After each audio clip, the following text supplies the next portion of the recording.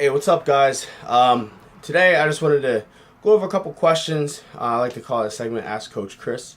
All right, so yeah, we can even hashtag that. It's a little something that I'm starting here.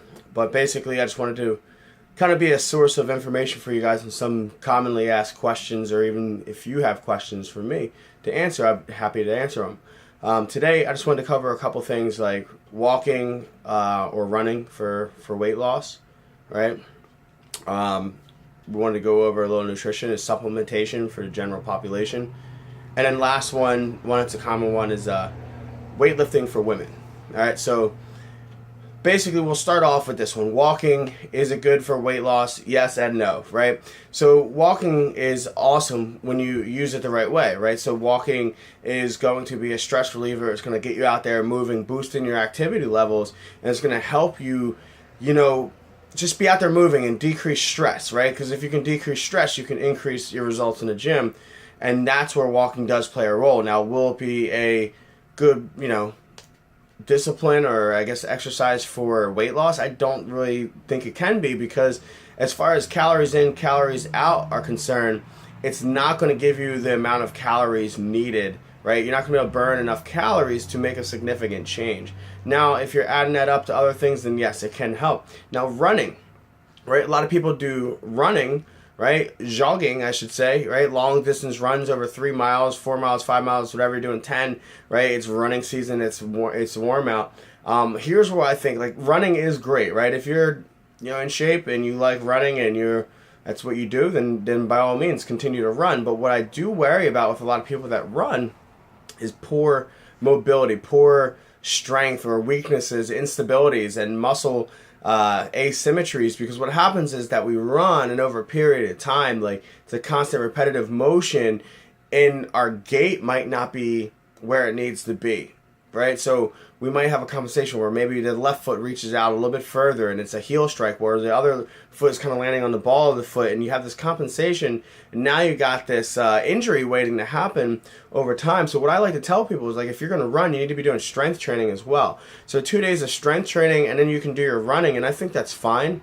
I think you should be really working on mobility, flexibility, and working on glute activation, right? Some of these things are the most important things when it comes to running or using that exercise source for weight loss. But if you like running, then go ahead, go get your runner's high. I'm all about it. Every once in a while I go for a run too. But most of the time I use sprinting. So that's running explosive, explosive full tilt, running up a hill, right? Running with sleds. That's the kind of running that I like to use. It's a little bit safer on my body, right? It doesn't beat you up as much, and can kind of really help you achieve what you're looking to achieve without having the structural damage of your body. I'm sorry, got tons of background noise going on right now. I got the windows open, so a lot of cars are driving by, so I apologize for that. But at the end of the day, guys, like, running for weight loss, there's a lot of different things that you can do to get there more efficiently. I think running should be a part of the equation. Supplementation, right? Supplementation for the average, for the general population. What I find now is it's really, really popular for multi-level companies to be selling, right, supplements, weight loss supplements. It's been around forever, right?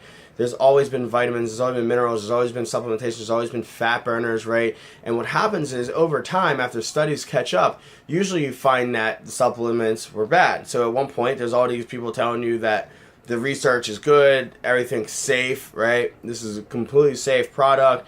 And then over time, like Hydroxycut, right? People, like, there was other stuff that people were dying from, right? But at one point, it was said to be safe. It was the new trend. It was what people were doing. And I think nowadays, so many people are caught up in supplementation, but we need to remember that supplementation is something that comes after you've already mastered the basics. So what I don't see is people mastering the basics, and then they're using supplements as a shortcut, right? So they're using stuff as a shortcut to get where they need to be. For instance, right? Energy. Somebody doesn't have energy. They have poor energy levels, so they start taking like a supplement to boost your energy, like whether it's a caffeine supplement or it's like a energy booster, or even just a plain old fashioned energy drink, right? People start using this as a supplementation to boost energy levels, but chances are if you got some sleep and you ate food and you drank water, you wouldn't feel sluggish. If you didn't eat crap, right, you wouldn't feel sluggish. So there's no need for that supplement if you do the other things, right? If you're doing what actually you're supposed to do. Now here's where supplements do play a role. If you are doing the right stuff for your nutrition, right, and you're an athlete and you're going for a specific goal, right, you're trying to increase your performance or you're trying to recover from your workouts fast, then there is a place for supplements, right? If you're a vegetarian, you can't get enough protein in a day, then a protein shake is great for you. Or maybe you're on the go and you need to supplement a protein shake so that you can get that other meal and get the calories that you need to be doing, right? But what I see is the protein shake has become it's become this negative thing in the industry where people are literally living off of protein shakes, like you're drinking nutrients. Like think about that. Like instead of eating food, right, I'm gonna take this power shake and then all of a sudden now my life is gonna be fixed, right? My fat loss goals are gonna happen, but that's not realistic. Like that's not what we do in life. And I don't know what point it came to where people are living off of shakes. Like, oh, you're gonna eat 1 or 2 real meals and then you're going to just drink shakes for the rest of the day or maybe eat these snacks. Like that's not realistic and that's dangerous. And I think that I'm really starting to get ticked off about it because the industry is doing this to people, right? They're changing their habits away from what they should be doing and they're doing these things that are shortcuts and it's damaging them, right? Whether maybe their product isn't that bad, right? But what it's doing is it's causing bad habits, right? It's causing shortcuts. It's causing people to take the expediency factor, which does not allow them to take control of their life, right? You're living off of this shake that's promising you to look a certain way, right? And at the end of the day, like you can't be proud of that. Like you can't go and tell all your friends like, oh man, I did so well. Like I got my stuff together. But really it's like, I was drinking these shakes and that's why I lost weight. Cause it was like, I was just drinking false calories, right? Instead of eating meals. Because guess what? It's hard to eat the amount of calories that you're supposed to each day. I can put you on a 2,000 calorie diet and it's going to be hard to get those calories in, right? Because it's nutrient dense food. It makes you full. What it's supposed to do, right? It's supposed to make you feel full. That's why we eat, right? So that you can have energy. All right? So remember that. Your relationship with food has to improve if you want to see results. And part of it is that most of us just don't eat enough of the right stuff. And then last, with women and strength training, right? Women and strength training. So with women and strength training, I find that like everyone's so worried about like, oh my God, I'm gonna get bulky. I'm gonna bulk up. I'm gonna put on all this mass, and then I'm gonna be unattractive. I don't want my shoulder like. All right, it's really really hard, right? It's really really hard to develop muscle, right? And most of us are weak compared to our relative body strength. Meaning, if you can't bang out like 20 push-ups, and that's male or female, right? If you're not able to bang out 20 push-ups, you're weak. Like, and that's not to insult you, right? Everyone should be able to do 20 push-ups, right?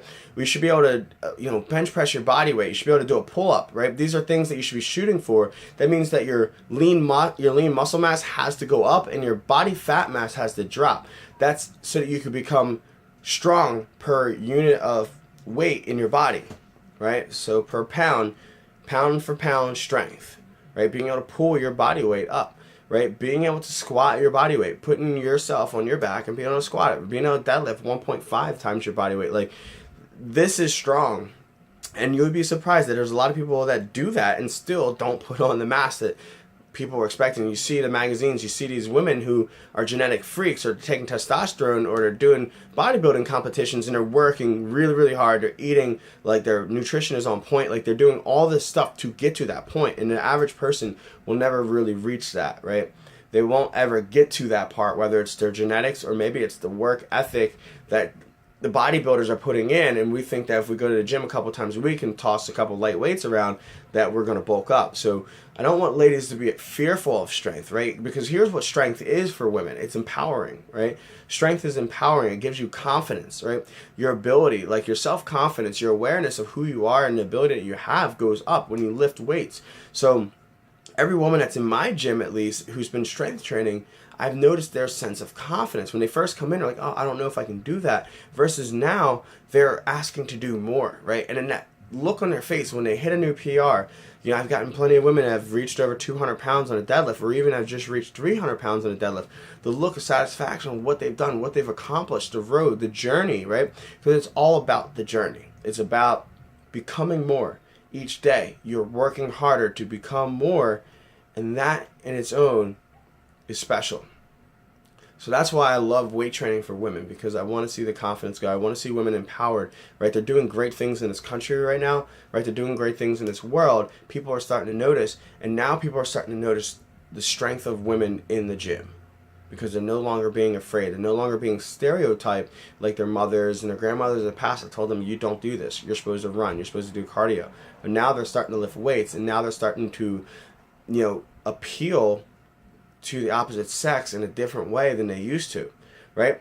Just go ask around. Most guys, they don't want skinny and mushy, right? They want tight. They want muscular. They want sporty, athletic, right? Strong and sporty. That's what they're looking for. So that's what you need to become, is strong and sporty. No pun intended, right? We run a transformation, strong and sporty. It's all about lifting weights, doing conditioning so that you can lean out, get stronger, build confidence, right? And look more like an athlete and perform like an athlete and move better without pain. All right, so I hope these three topics kind of clear some things up for you. You at least know where I stand, and question everything, right? Question everything that people tell you. Don't just take everything for the gospel, right? Do some research on your own, and you can see the same thing, right? If you have questions, go ahead, share them with me, email me. I would love to hear them. I would love to answer them on our next video. Thank you for taking the time. If you've made it this far, right? If you made it to this 11 minutes through, thank you so much for checking out this video, and I can't wait to do more for you. All right, so you can visit our website at www.performimpact.com. All right, you can check out all of our blogs and opt in to a 21-day jumpstart, or come holler at me about that transformation. I'd love to help change your life and help you build more confidence.